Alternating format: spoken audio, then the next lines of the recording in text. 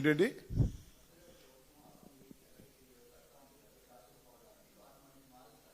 ఎవరు?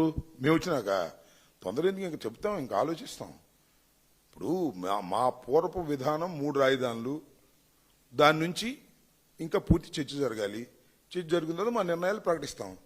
ఇంకా 3.5 సంవత్సరాలు ఉందనుకుంటున్నాం మేము, లేదా మేము అధికారంలో రావడం ఇంకా 3 సంవత్సరాలు ఉందని మేము అనుకుంటున్నాం. వాళ్ళే తొందరపడిపోతున్నారు కొంతమంది. ఏమంటే తొందరగా చెప్పండి అని. ఇంకా 3.5 సంవత్సరాలు ఉంది కాబట్టి దాని మీద కూలంకషంగా ఆలోచించి చర్చించుకుని పార్టీ పరంగా చర్చించుకున్న తర్వాత మా నిర్ణయాలు, పూర్వం నిర్ణయాలు ఏమైనా తప్పులో రైట్లో ఉన్నాయో చర్చించుకున్న తర్వాత దెన్ వి విల్ అనౌన్స్. ఇప్పుడెప్పుడే తొందరపడే సంవత్సరం. ఇప్పుడు మేము తొందరపడుతున్నా రైతులకు ఎరువులు తొందరగా ఇవ్వమని తొందరపడుతున్నాం. అది ఇవ్వలేమని వాళ్ళు లబ్బోదివ్వమంటున్నారు. అదేవిధంగా ఈ రాజధాని సంగతి ఏంటో తేల్చమని తొందరపడుతున్నాం. ముందు ఆయన చేయాల్సిన ఆయన చేయనియండి. మా నిర్ణయాలను తప్పనిసరిగా మేము ప్రకటిస్తాం. ఒకటి మాత్రం వాస్తవం, మేము అధికారంలోకి వస్తే ఏం చేయాలనే విషయాలను ఇంత ఎర్లీగా కన్నా తర్వాత మేము ప్రకటించడం జరుగుతుంది.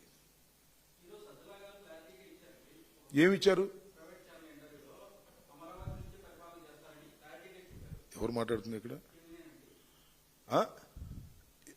ఏం క్లారిటీగా చెప్పారు?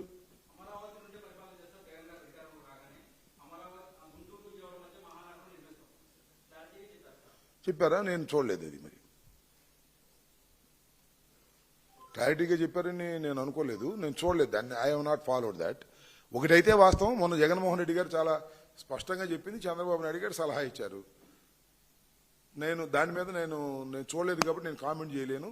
ఇంకా మా నిర్ణయాలు ఏమి జరగలేదు.